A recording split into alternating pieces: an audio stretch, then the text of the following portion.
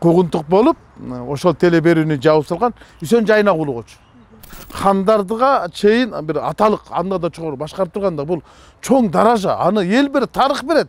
Аны Зиядин Жамалдинов бербейт да. Атамбаев өзү айтты. Эгерде ошол жүктүн арасында мен 1 грамм жүгүм бар боло турган болсо, мен жоопкерчилик тартканга даярмын деди. Анан ошолор таппай, минтип тим эле дүрбү менен таппай койгон эмени азырлап ошолор таппак беле. Тапсын кайта жакшы да. Эгер жок, башка жыйынтык болду, Рыскелди Момбеков калп айтат десе, мени сотко берсе, мен даярмын соттошконго. 30 жылда мында болгон эмес. Эми көрүп атпайсызбы 30 жылда мында болбогон? Жок да, эчтеке жок экен да. Саламатсызбы, Рыскелди Чиновекович. Сиз менен ушул акыркы убакта коомчулукта, социалдык тармактарда кызуу талкууну жаратып аткан суроо талаштар боюнча сизге ошо бир катар суроолор менен кайрылган турабыз. Биринчи суроо ушу Дөөлөт Сыдыковдун Кыргызстандан чыгып кетиши, ага карата саясий куугунтук боюнча болсун. Ушуга сиздин пикир кандай? Тигиле Дөөлөт Сыдыковдун Манастын жеринде, Манастын элинде батпай калганы уят нерсе. Мен бир нерсени айтып келет да, ушу айтып атпайбы, Дөөлөт Сыдыковго эч кандай куугунтук болгон жок. Ал өзүнүн баш байнеге алыш үчүн кетип калды деп былжырап сүйлөп атпайбы? Мындан 3 жыл мурун же 4 жыл мурун, 2018 жылы болуш керек, мени Дөөлөт Сыдыков анда улуттук биринчи каналда алып баруучу болчу Жубай Ырыс экөөбү Манас эпосу боюнча Манаска болгон мамлекеттик мамиле, Манас эпосун иштебей жөнүндө мыйзамдын иштебей жатканы, өкмөттүн иштей албай жатканы жөнүндө теле берүү болуп, мен барып катышкам. Бирок ошондо Дөөлөткө айткам, сен мени чакырып атасың, сен билесиңби мен кара жашиктин кара тизмесинде турарымды? Мага ал жака мындай мораторий бар, мени чакырбайт обычно мындай оппозициялык көз караш саясатчы десем, жок, бул мен автордук берүү, мен өзүм жооп берем деп мени чакырган. Адатынча мен ал жерге барып, бир 40 мүнөттөй болгон болуш керек. Аябай өкмөттү сындаган болчумун. Өкмөттүн өкүлү отурган. Анан ошондон кийин куугунтук болуп, ошол теле берүүнү жабып салган Үсөн Жайнагулович. Жабып салып, чоң жыйын болуп туруп, мындайча айтканда куугунтук болгон. Ошо Манасты коргойм деп куугунтук. Эми азыр деле Манастын айылын коргойм деген үчүн куугунтукталып атат. Анан ал бир баш байнеги үчүн эле басып кетти деген бул былжырак кеп. Дегеле ушу Манастын жеринде, Манастын элинде Дөөлөттүн Манасчынын чыныгы Манасчы ошол деп айтам мен. Батпай калганы бул тарых үчүн дагы кечирилгис нерсе да. Мына ушул Дөөлөт Сыдыковдун Кыргызстандан чыгып кеткенине өлкө башчысы Садыр Жапаров өзүнүн пикирин билдирип, ага эч кандай саясий куугунтук болбогонун айтты. Аны Манас чекен деп жүрсөм, ал пиар чекен деп айтты да. Боюнча кандай? Эми чын айтайынбы, президент мындай өтө орой жооп берип койду. Аша чабып кетти, ачуу калтырып койду, билбейм, бирок Манасчыны пиарчы деген бул туура эмес. Аны Манас чекен бүткөн, анан айтып атпайбы 14 сааттын ичинде бир эле сөздүн 1000 жолу кайталаптыр депчи. 14 саат жөн эле отура албайт адам. 14 саат отурса дагы мына китепти окуп берчи окуй албайт. 14 саат оюңа келгенде оттой берчи десе оттой албайт. Ал кыйын нерсе 14 саат деген. 1 сааттагы сен окуп бере албайсың. Анан 14 саат тынбай Манас айткан кишини, Гиннеске кирген кишини мындай катуураак жооп берип койду да, ачуу калтырып койду болуш керек дегеле. Анан эми ал пиарласа, өзүн пиарлап аткан жок да, ал Манасты пиарлап атыр да. А Манас деген кыргыз маданиятынын уруху, туу чокусу айтып атпайсызбы? Анан ал жерден Манасчыга дегеле мындай төп келбей турган катуу кагып койду, же болбосо мындай туура эмес жооп берип койду да. Анан ушул Манасчынын айланасындагы ызы чууга бир топ адамдар, ушул арасында журналисттер да өзүнүн пикирин билдирип, анан ошо өлкө башчысы Садыр Жапаровдун Манас боюнча билдирүүсүнө журналист Назгүл Мамытова дагы өзүнүн пикирин билдирип, ушундай жооп бербей эле койбопсуз деген сыяктуу жоон жазып эле да. Анан ошол жерге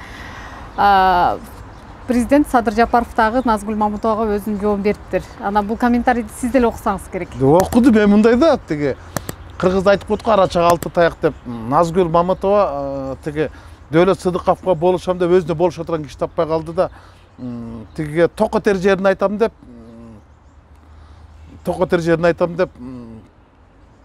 тоок мээ аталып калды да, толук мээдүү. Анан эми буну мен жакында эле президенттен жакын адамдардын бирине жолуксам, президент айтыптыр, мен ошол жерден ачуу калтырып койдум, айтпешим керек эле депчи. Эми кандай болгон күндө деле кыз кишиге, журналист кишиге антип айтып катуураак кетип деге эле мен карап көрөм да мындай. Биздин президенттен башка мурунку Атамбаев деле, Жээнбеков деле кайсы бир соцсеттерге чыгып алып кимдер менен бир жооп жазып айтышкандарын такыр көрбөптүрмүн. Деги эле башка өлкөнүн президенттерин деле ушинтип социалдык тармак аркылуу кимдир бирөөгө жооп жазып пост жазганын мен туура эмес көрөм. Албетте Садыр Нуркожоевич ошо социалдык тармактарды көрүп турса болот. Анткени карапайым элдин калың катмарынан кабардар болуш керек да. Ошол жакта эмне болуп атат, эмне сөз болуп атат билип турганы жакшы. Бирок анан жооп берип койгондор анын атайын немеси бар, пресс службасы бар, пресс кызматы бар. Ошолор аркылуу деле расмий жоопту ошокто алса болот. Анан ушунун айтышкандары мына ачык эле айтайын, ушу президенттин Дөөлөт Сыдыковго жооп бергени, андан кийин Назгүл Мамытовго жооп бергени, андан кийин Шыршовго жооп бергени өзүнүн эле беделин 5 эсе төмөндөтүп алды. Калк арасындагы кадрын бир топ какшытып алды. Ушунун кереги жок болчу. Эмне кылат дейм да, ошо тармак аркылуу ошолор менен жаман жакшы айтышып. Бул аброй алып келбейт. Анан дагы бир ошо социалдык тармакта аябай талкууга алынган бул Аравандагы иш чарада ошо президенттин сүрөтү тартылган баннерде президент биздин атабыз деген сөздүн баннердин илинип турушу, ошол сөздүн жазылышы болду. Бул жерде дагы аябай көп талкуу жүрүп, айрымдар бул кошоматчылыктын жеткенчеги деген нерсеге чейин барышты да. Анан сиз кандай ойлойсуз? Бул чынында эле кошоматчылыктын жеткенчеги? Деги эле эми бул президентти аталык деген өзү бул чоң саясий каталык. Кыргызстанда аталык деген эмне? Аталык деген бул чоң даража. Кандан да жогору турат. Мисалы мен билгенден Алымкул деген аталык болгон, Мусулманкул аталык болгон, анан Нүзүп аталык болгон. Кокон хандыгын убагында хандардыга чейин бир аталык анда да жогору башкарып турганда бул чоң даража. Аны эл берет, тарых берет. Аны Зиядин Жамалдинов бербейт да. Сен атасы дегени. Ал ким? Ал бир жөн эле ыйгар муктуу өкүл да. Анан кийин бул чоң даража Кыргызстанда. Андан да башка дагы даража бар. Акелик. Маселен да акылман, даанышман, калыс адамдарды аке деген мисалы көлдүн жет акеси бар. Сарт аке, Мойт аке, Карга аке, Садыр аке дегендерчи. Бул эми даража. Андан да ашырып билгенimiz Садыр Нуркожоев өздөрү уялдош керек. Мени эмне ушунчалык эле кошомат кылып элге шылдың деп. Ал эле сасолбок ошону уюштурган кишиничи. Анан бул ата деген президентте, ата деген бул бата эмес, бул ката. Андайга барбаш керек. Кыргызстандын бир эле атасы бар. Кыргыздардын андан башка ата болбош керек. Бул Манас ата. Болду. Компартиянын атасы Ленин болгондой эле Кыргыздардын атасы Манас болуш керек. Болду. Ошондон тарыхта Манас ата калыш керек. Башка Кыргызстанда бир дагы ата болбош керек. Кандай президент болсо дагы ал ата боло албайт. Анткени ата деген бул титулдук даража. Ошо жакында президенттин жарлыгы менен дача суу боюнча кайра элдик комиссия түзүлдү. Негизи бул иш боюнча буга чейин эле мамлекеттик комиссия түзүлүштө иликтенип барат, аягына чыкканда анан кайрадан бул жолу дагы комиссия түзүүнүн себебин кандай деп түшүнсөк болот?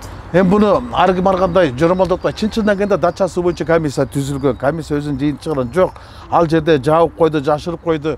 Атамбаев менен Жээнбековду жашырып койду деп дагы комиссия түздү да. Бирок кандай комиссия түзүлгөндө дагы мен бир нерсе айта алам. Ал жерден Атамбаев эчтеке таппайт. Жана Жанар Акаев айтпадыбы? Мен да айта алам. Атамбаев өзү айтты. Кайсы бир 19-жылы камал электе айтты. Ошо эгерде ошол жүктүн арасында мен 1 грамм жүгүм бар боло турган болсо, мен жоопкерчилик тартканга даярмын деди. Мен эр дагы менен мамилемди билип туруп, анан кийин ошол кезде аларды түрктөрдө мен жөн коймок эмес да. Анан эң кызыгы мындай да, эгер дача сууда Атамбаевдин кандайдыр бир кызыкчылыгы же жүгү же анын жакындарына байланыштуу бир кандайдыр бир жүк болгон болсочу, Сооронбай Жээнбековдун убагында Батукаевдин ишин, тест ишин кылбай эле именно дача суу менен алып келип туруп эле даң дегиси эле камап салмак да. Ал сонунда болмок да. Элди ишемек, мынакей деп анан ошо 3 жыл Сооронбай Жээнбековдун бийликтин өкүлдөрү көрбөгөн нерсени азыркыла көрүп калабы. Анан экинчиде мен бир нерсени айта алам. Алмамбет Чыкмаматов да комиссиянын төрагасы. Мен Алмамбетти жакындан жакшы билем. Экөөбүз 20 жылдан ашуун саясатта чогуу жүрөбүз да. Бул принципиалдуу болот. Мен ишенем, эгер ага бир жактан бийлик тараптан кысым болуп туруп мындай карала десе, жакта десем, ал баарын урдун деп таштап кетип калып бала. Анан мен азыр Алмамбеттин барган жакшы болот турат да, ыңгайлуу. Ал тарых үчүн ыңгайлуу. Ал азыр акты ак же караны кара дейт. Анан тияктын жетигине, бияктын жетигине барып калат. Анан тиги президент тарабынан атайын дайындалган экен, анан буну каралайт экен. Мен ага ишенбейм. Алмамбет мындай тарс этип айтып коет. Ал убагында билесиңер да, мамдаттын чыдап кетип калган, фракциялар чыдап кетип калган принциптеги бала да. Анан ал азыр дачасы боюнча кандай гана комиссия түзүлбөсүн, ал жерден айтып атпайбы, эми тиги Атамбаевга анын тиги Жээнбековдун жүктөрүн мурунку бийлик жаап жашкан деп кечеле бирөөнүн ошо комиссиянын бирөөсүнүн маегин окуп калдым. Ошону көргөн, ошол көргөндү бийликтин бүтүн өкүлдөрү көрбөй коюптурбу? Ошол кезде Боронов, Абылгазиевдер ошо комиссияда болушкан. Кийин экөө тең Сооронбай Жээнбековдун премьер-министри болушту. Анан ошолор таппай, мынтип тим эле дүрбү менен таппай койгон эмени азырлап ошолор таппак беле. Тапсын кайта жакшы да. Халк үчүн да, эл үчүн да жакшы болот да. Кумтөр боюнча акыркы күндөрү жакында эле эки билдирүү болду. Бири бул Нарсис Калчабаевдин билдирүүсү, экинчиси ошо Кумтөрдүн сырттан башкаруу жетекчиси Теңиз Бөлтүрүктүн билдирүүсү болду. Бул экөөнү тең сиз уксаңыз керек. Ошо комиссиянын мүчөсү катары сиз бул билдирүүлөргө кандай жооп айтасыз? Мен буга чейин деле Кумтөр боюнча өзүм билдирип келгем. Азыр дагы айта алам. Эртең 17 мая, эртең туп-туура 1 жыл болот. Кумтөргө сырттан башкаруу киришкенчи. 1 жылдын ичинде жыйынтык кандай болду? Мен тарых үчүн айтып коеюн, 1 жылдын ичинде казылган алтын ас болду, сатылганы арзан болду. Жыйынтык ушул болду. Эгер жок, башка жыйынтык болду, Рыскелди Момбеков калп айтат десе, мени сотко берсе, мен даярмын соттошконго. Алтын аз өндүрүлдү, мурун канадалыктарга караганда. Сатылганы да арзан болду. Анан эң кызыгы мындай да, өткөндө айтат да, сүйүнчү тиги Англиялык Лондон Кыргызстардын жанагы алтындын лицензиясын кайтарып берди дейт да. Эми ушул эмне сүйүнчү дейм да. Эми эчтеке таппай калдыбы? Сен жол эрежесин бузсаң, ГАИ келип туруп, майын кызматкер келип туруп, сен правоң алып коюп турган, сен очойтуп барып штраф төлөп турган, кайта правоңду алсаң, сен өзгөсүн сүйүнчүлөйсүңбү?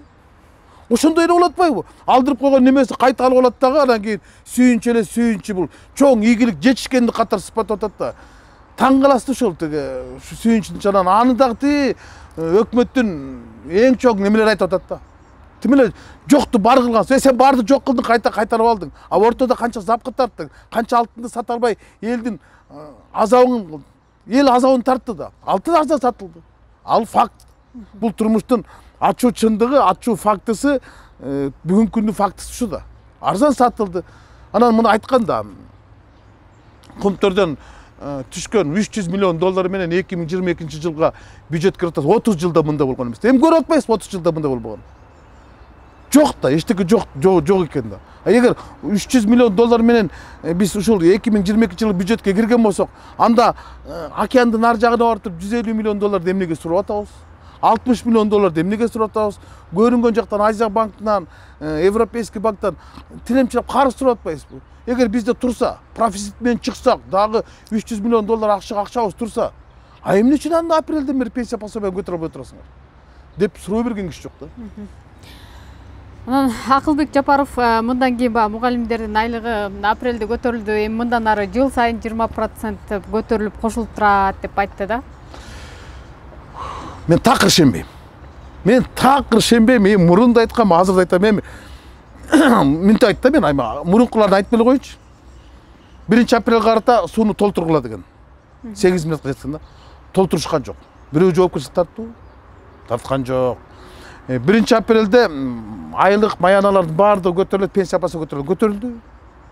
Бир гана мугалимдерден башка көтөрүлгөн жок. Марттын 1-ине чейин деди, апрелдин 1-ине чейин бүт областтагы, Кыргызстандагы мал базарлар баарын асфальттагыла деген. Бир дагы жерден асфальттаган жок. Бардык жерде жер семирткичтер берилсин дыйкандарга деген. Жер айдоо иштери аяктап калды, жер семирткичтер берилген жок. каналдарын бар тазаласын деген тазаланган жок. Анан жылына 20% көбөйсүн деп атпайбы мугалимдер. Мугалим деген бул жалпы мындай сөз. Анан бул өткөндө мугалимдердикин көтөргөндө айлык байнасын көтөргөндө физика, математика, башка сабактардан берген мугалимдердикин көтөрүп, кыргыз тили, адабияты, география, тарыхтардыкын көтөрүп койбоду. Ушул жерде мугалимдерди экиге бөлүп койду да. Бизде эл экиге бөлүнгөн аскергенсип, эми мугалимдерди экиге бөлүп салды. Бул чоң ката.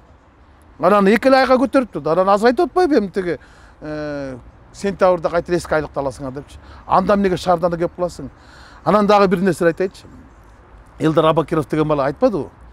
Силер айлык акчаны көтөрдүңөр мугалимдердин айлыгын. Акчаны кайдан алдыңар деп. Салык боюнча план биринчи кварталда аткарылбаса, бажы боюнча аткарылбаса, акчаны кайдан алдыңар деп суроо берди. Азырга чейин жооп берди. Мен да азыр ушул суроону берип атам. Откуда вы?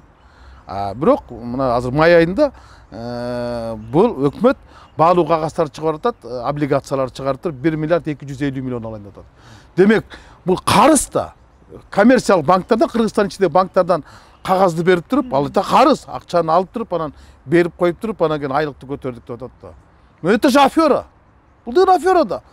Эки айга берип койдук, анан кийин каникулга кетти, анан сентябрда эски дейт. Сентябрда жана сабактарын алып салып дагы эми кайта азайтып салат да. Орун алмашта суу өзгөрүп атат. Эми бул баягы калптын өмүрү кызга коёндун куйругу кыска деген эле кеп да. Эртең эле билинет да. Эртең эмне деп жооп бересиң? Анан ушундай жалган сөздөрдү айткандан бир аз уялса болот эле да. Элдер уже калпты кабыл албай калды го дейм. Жалганды жакындатпай калды да. Бирок ошо буга чейин баягы жаңы жылдын астында дагы айтып атты эле да, эме депчи, биз деген бюджетти аябай нормадан ашабыз, 400 миллиардка жеткиребиз депчи. Эми 400 миллиардка ишке аштыбы? 400 миллиардка жеткиребиз да. 400 миллиардка жеткире турган болсо анда биринчи кварталда 100 миллиард жеткириш керек. Жетпей калбадыбы? Биринчи квартал пропал. Пропал значит салык менен эме аткарылган жок да. Не собрал, значит соврал. Ошол эле болот атпайбы? Демек сен калп айтыпсың, түшкөн жок акча деп. Анан кайсыл эмнелердин негизинде эсептеп чыгып койду кайда? Мен алы Азимович карашып айтпадыбы? Эми 400 миллиардты жеткирсек алып теге соцфондтукун, фомстукун, жергиликтүү немелердики баардыгын кошуп койсок, Кыргызстан бюджети ал мурда эле аткарылып келген, мурдагы эле бюджет. Аны бир эл ойлоп атат да, буга чейин бюджеттин чыгаша бөлүгү 170-180 болсо, бул азымында болсо, бул эки эсе көбөйтөт экен депчи. Бул эми чын айтканда манипуляция болчу да. Ага мен ишене бербейм. Бирок менин жеке пикиримде планды аткара албайт. План анткени быйылкы жылдын бюджети дефицит менен кабыл алынган. Анан былтыр деле дефицит менен кабыл алганды кантип профицит менен чыктык деп атат, анын бардыгын калпын чыгарып койбодубу?